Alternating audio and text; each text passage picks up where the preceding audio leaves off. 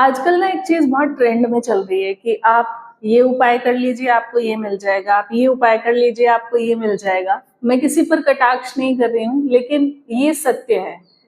होता ये है कि एक्चुअल में हम चीजों के भरोसे बैठ जाते हैं और फिर अपने काम करना बंद कर देते हैं। एक बहुत ही सार्थक कहानी है इससे संबंधित जो मैं आपको सुनाने जा रही हूँ।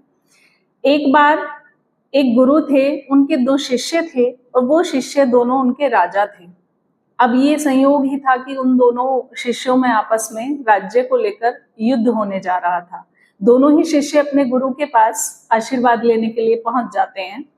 जो पहला राजा था, जब वो जाता है तो उसके गुरु उससे कहते हैं कि तुम निश्चिंत रहो, जीत तुम्हारी ही होगी। जो दूसरा राजा है, जब वो आशीर्वाद लेने जाता है तो गुरु कहते हैं कि तुम्हारी जीत संदिग्ध है। अब जो राजा जिसको जीत का आशीर्वाद मिला था वो खुश होता हुआ वापस जाता है और तसल्ली से सो जाता है कि भाई मेरी तो जीत निश्चित है, ये भविष्यवाणी मेरे गुरु ने की है और आज तक उनकी की गई कोई भी भविष्यवाणी झूठी नहीं हुई है।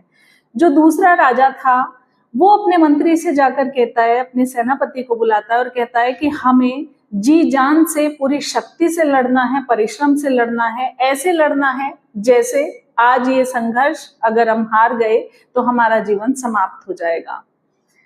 अब दोनों राजाओं में भयंकर युद्ध होता है और जो दूसरा राजा था वो जीत जाता है।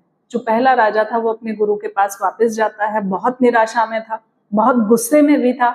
जाके अपने गुरु से नाराजगी जताता है और कहता है कि आपकी वाणी में कोई शक्ति नहीं है, आप गलत भविष्यवाणी करते हैं। गुरु ने कहा इतना बौखलाने की आवश्यकता नहीं है, तुम्हारी विजय निश्चित थी, लेकिन उसके लिए तुम्हें पुरुषार्थ और परिश्रम करना आवश्यक